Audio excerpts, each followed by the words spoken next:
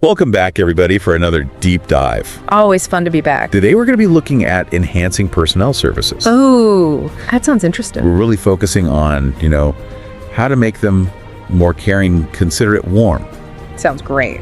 respectful. Yeah, those soft skills that often get overlooked, but are so critical to actually, creating a workplace where people want to be. Exactly, and that's what we're going to be talking about today. I love it. The primary source material for this deep dive is a paper that was presented to the Republic of China's Executive Yuan Okay, back in 2013. gotcha. And the title of this paper is Strengthening Caring, Considerate, Warm, and Respectful Personnel Services. I love it. So you can kind of get a feel Right up our alley. exactly This is what we're all about. where we're going with this. Absolutely. And what I thought was really interesting about this research is that it really focuses on how employees feel Yeah, about personnel services. makes sense. A lot of times it's just like, oh, it's just, a department or a function. Uh-huh. But this really dives into, like, how do you actually, The perception. the perceptions and the feelings. The actual experience of the employee, which that's- is ultimately what matters. Exactly. Because, if they're having a bad experience, it doesn't matter how good you think your program is. Exactly. So, one of the first things that kind of jumped out at me when looking at this research is that 75% of employees Okay. that they surveyed said that they don't feel a sense of care from their personnel services. Wow, that's a big number. I know, isn't that crazy? 75%. So like 3/4 of the people you work with I know. are not feeling the love. Yeah, and that's something that really, it gives me pause and makes me want to dive deeper into this. For sure. But then they took it another step further and they asked, well, what aspects of personnel services are most important to you? Right. And what do you think was the top? I'm going to guess it wasn't like compensation and benefits. You are correct. Okay. It was employee care. Okay. 40.91% of the people who answered that survey said that employee care was the most important aspect Wow. to them. So more than financial well-being assistance. Way more. Only 25% said that financial well-being assistance was the most important. Gotcha. So basically people are saying like, look, I want to feel cared for. Yeah. I want to feel like you see me as a human. Yeah. And you value me. Yeah. Even more than I want a bonus. Exactly. Or, some other perk. So interesting. And, it makes you think about, like, how do we change that? Yeah. How do we make it so that people do feel cared for? Yeah. Is it about just having more benefits, or is it about Yeah. the way those benefits are communicated and the way people are treated? Yeah, and I think that this research kind of starts to tease that out. Okay. Because they look at 3 different areas that personnel services can influence. Okay. They call them job characteristics, Okay. colleague perceptions, Oh, and adjustment mechanisms. gotcha. So like 3 different levers you can pull Yeah, to impact how people are experiencing their jobs in the personnel services. exactly. Okay. So let's start with job characteristics. Okay. What do they mean by that? So job characteristics really has to do with the type of work that you do. Okay. So for instance, if you're in a really high pressure job, Yeah. with lots of deadlines, that's going to influence how effective personnel services are for you. Right. Because you're going to need different things Exactly. than somebody who has like a 9 to 5 predictable desk job.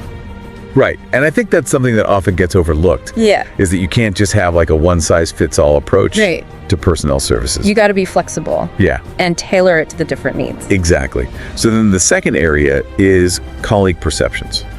Okay. So what my coworkers think is going to influence Yes. how I think. All right, think about all the times you've talked to your colleagues about Right, how yeah. they're feeling about. Water cooler talk. Exactly. All the goss. Right. And so, if your colleagues are constantly complaining Yeah. about personnel services, Uh-huh. that's going to influence how you feel about it. For sure, it's gonna color your perception. And Exactly. even if you haven't had a bad experience directly, Right. if everyone around you is like, "Oh, this place is terrible," Yeah. you're gonna start to believe it too. You're going to be like, I guess it is terrible. Right. And then the third one, which I thought was really interesting, is these adjustment mechanisms. Adjustment mechanisms. What is that? So adjustment mechanisms are really about like how flexible Yeah. and responsive is the personnel services department. Okay. So for instance, if you come to them with a particular problem or concern, Yeah. do they have the, mechanisms in place to help you? Gotcha. So it's like, how adaptable are they to different situations and individual needs? Exactly. And so The research found that those adjustment mechanisms were really important. Okay. In terms of how employees felt supported. That makes sense. Because if you feel like you're just a number, yeah, and that they don't really care, you're not listening to me. Yeah, you're not going to have a good experience. Exactly. Another thing that they talked about in the research was the connection between personnel services and recognition. Okay, recognition. So like feeling appreciated for the work that you do. Yeah, and they found that there's a strong correlation between, effective personnel services and a good reward and recognition system.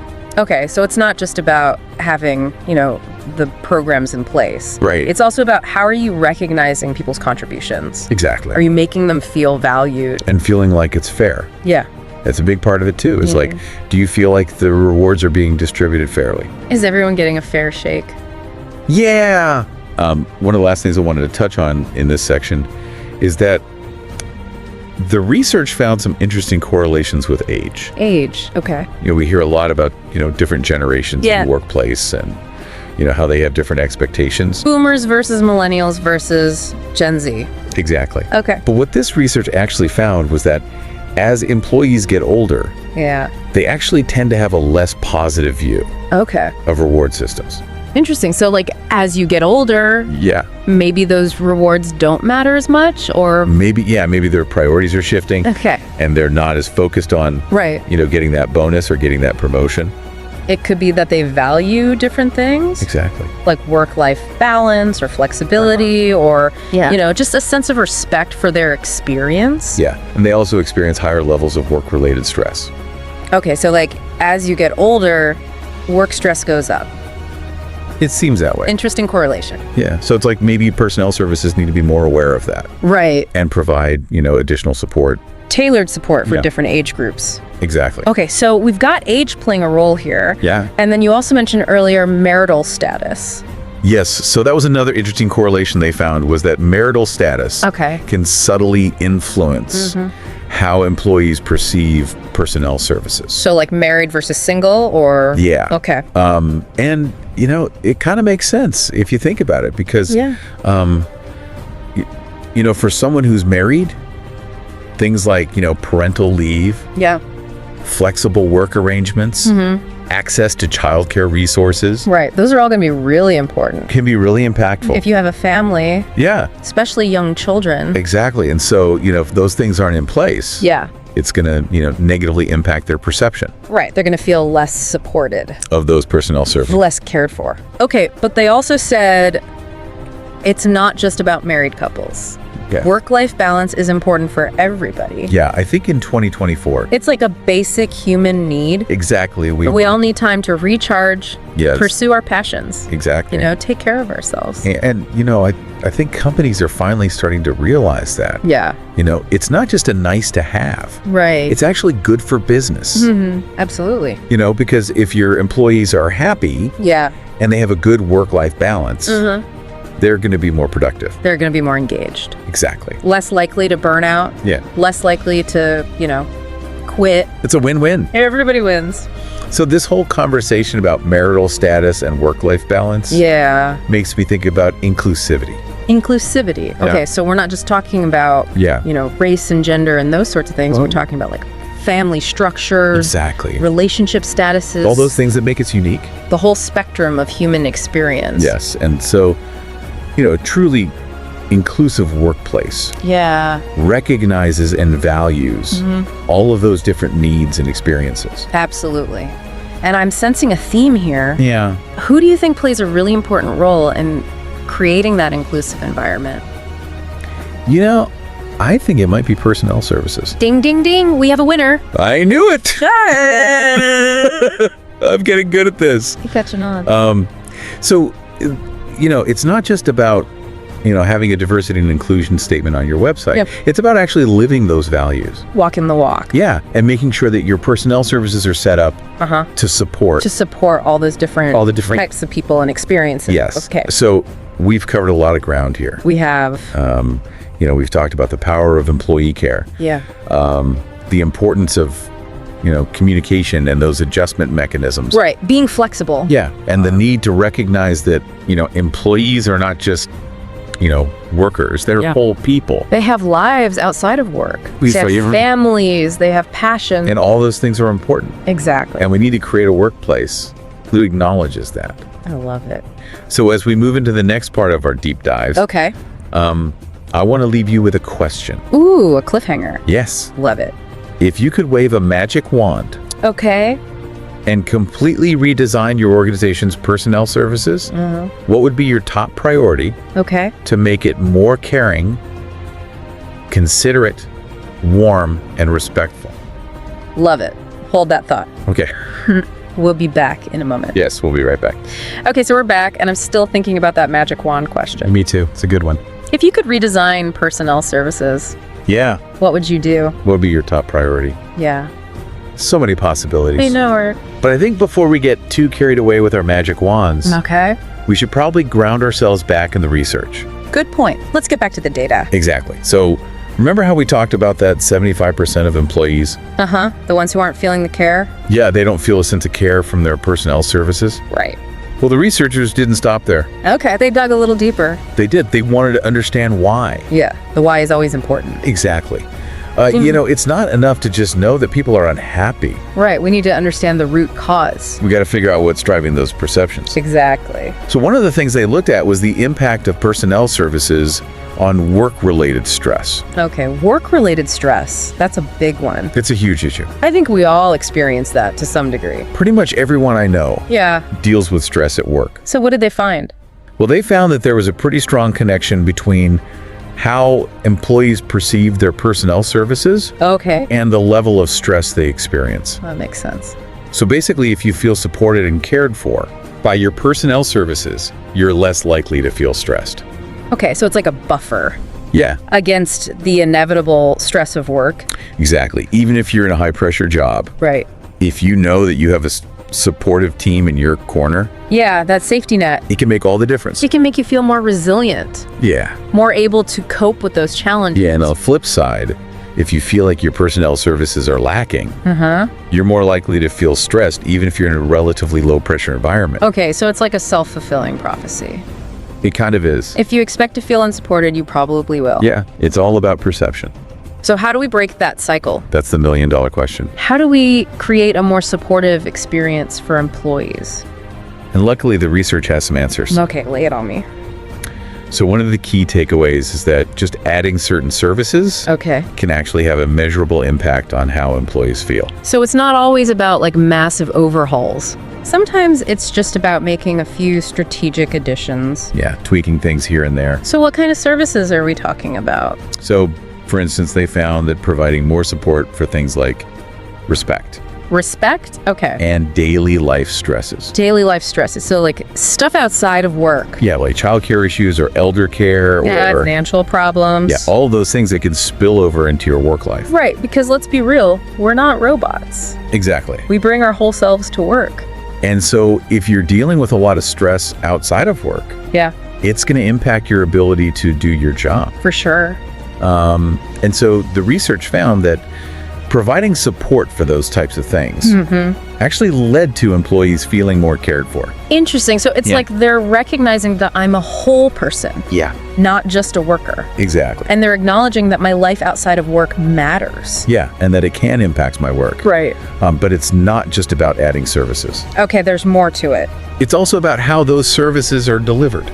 The how matters. It really does. So how you interact with people. Yeah, so for instance, you could have the best benefits package in the world. Right. But if the people who are administering those benefits are unhelpful or rude or dismissive. We're just like bureaucratic and cold. Yeah, it's going to negate all those benefits. Totally. It's all about the human touch. It is. Creating a culture of empathy. Yeah. Responsiveness within personnel services. And that goes back to what we were talking about earlier with those adjustment mechanisms. Being flexible. Yeah, being able to adapt to individual needs. And listening to people. Yeah. Actually hearing their concerns. And making them feel heard. And then actually doing something about it. Right. Taking action. Not just like, oh yeah, we hear you, and then nothing changes. Yeah. Yeah. Empty promises don't work. They really don't. Now this next part is interesting. Okay, hit me. They actually looked at the connection between income and how employees perceive personnel services. Income. Okay, so like how much money you make. Yeah. Interesting. And what they found... I'm going to guess that people who make more money are happier. That's not exactly what they found. Okay. They found that employees who felt like their income was insufficient to meet their needs tended to have a less positive view of their personnel services. That makes sense if you're struggling to pay your bills. Yeah. You're probably not going to be super impressed with like a free gym membership. Right.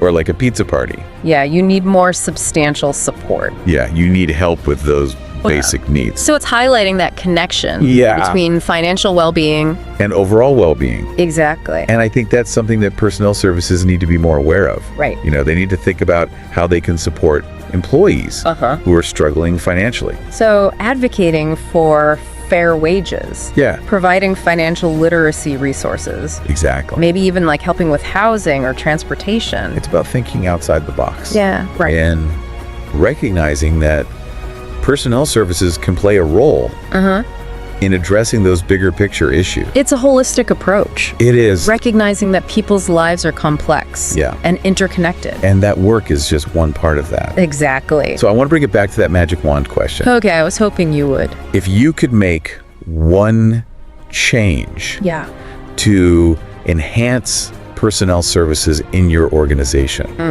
what would it be? That's a tough one. It's a big question.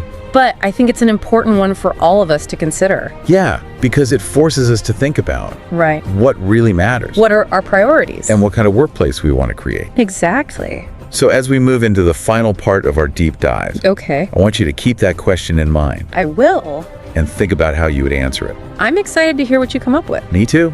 And we'll be back in a moment to explore. Sounds good. How we can put all these insights into action. Okay, so we're back for the final part of our deep dive, and I'm ready to get practical. Me too. Let's talk about how we can actually use all this information to make our own work lives better. Yeah, because at the end of the day, that's what really matters. Right? Absolutely. Knowledge is power, but only if we put it into action. Exactly. So where do we start? I think a good starting point is to remember that personnel services isn't just the responsibility of a specific department. Okay, so it's not just HR's problem. Right. It's something we all contribute to. So it's like a collective effort. Exactly. Think of it as a ripple effect. Each interaction you have, every decision you make can either contribute to a culture of care or detract from it. So even small actions can make a difference. Absolutely. Like taking the time to really listen to a colleague, offering a word of encouragement, or speaking up when you see something that doesn't align with those values of care and respect. It's about being mindful of the impact we have on others. You got it. And it's about having the courage to challenge the status quo when necessary. This reminds me of that quote, "Be the change you wish to see in the world." I love that quote, and it's so relevant here. We can't wait for someone else to create that ideal workplace. Yeah. We have to be active participants in shaping it. Well said. Now, as you're thinking about how to apply these insights to your own work life, keep in mind that the research highlighted a few specific areas where small changes can have a significant impact. Okay, I'm all ears. One of those areas is communication. Communication, the cornerstone of any healthy relationship. And a critical component of a human-centered workplace. So what are some practical communication strategies we can use to enhance our own work experience? One simple but powerful strategy is to practice active listening. Active listening, it sounds so basic. It is, but you'd be surprised how many of us are guilty of just waiting for our turn to speak rather than truly listening to what the other person is saying. Oh, I'm definitely guilty of that sometimes. It's easy to get caught up in our own thoughts, but when we do that, we miss out on valuable information and we make the other person feel unheard. So how can we become better active listeners? It starts with being present. Put those phones away, make eye contact, and focus on truly understanding the other person's perspective. Okay, so be present, put away distractions. Right. Ask clarifying questions, summarize what you've heard to make sure you're on the same page, and validate their feelings, even if you don't agree with their point of view. So it's about showing empathy. Exactly. And sometimes the most powerful communication is actually nonverbal. Body language. The unspoken messages we send through our facial expressions, posture, and tone of voice. Think about it. How do you feel when someone approaches you with a smile and genuine warmth? It makes me feel welcomed and at ease. Exactly. Or when someone makes eye contact and leans in, showing they're truly engaged in the conversation. It makes you feel valued, like they actually care about what you're saying. Precisely so. Paying attention to our own nonverbal cues and making an effort to project warmth, openness, and attentiveness can really make a difference. It's about creating a positive and welcoming atmosphere. Now, another area where we can make a difference is in how we approach conflict. Conflict? It's inevitable, but not always easy to deal with. You're right. Conflict is a natural part of life, especially in the workplace, where we're constantly interacting with people who have different perspectives and priorities. So how can we handle conflict in a way that aligns with that culture of care and respect we've been talking about? It's about separating the person from the problem, focus on addressing the issue at hand rather than attacking the individual.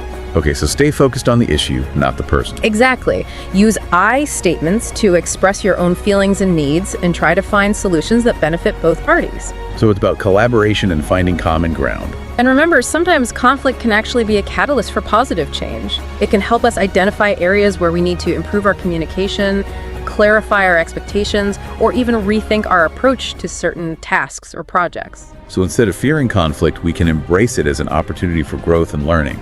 That's the spirit. And when we approach conflict with that mindset, we can create a more positive and productive work environment for everyone. This has been such an insightful deep dive. We've covered so much ground, from the power of employee care to the importance of communication and feedback to the need for inclusivity and work-life balance. And we've explored practical strategies for creating a more human-centered workplace. But before we sign off, I want to leave our listeners with one final thought, a call to action. I love it. Let's empower our listeners to make a difference. So listener, as you reflect on everything we've discussed today, ask yourself this. What's one small but meaningful change you can make in your own work life to cultivate a more caring, considerate, warm, and respectful environment? It could be as simple as practicing active listening, offering a genuine compliment, or taking a moment to connect with a colleague on a personal level. Remember, even small acts of kindness can have a ripple effect, creating a more positive and supportive workplace for everyone. And as we always say, a happy workplace leads to a happy world. That's a great note to end on. Thank you for joining us on this deep dive into enhancing personnel services. Been a pleasure as always. And until next time, keep diving deep and keep spreading those ripples of kindness. Take care, everyone.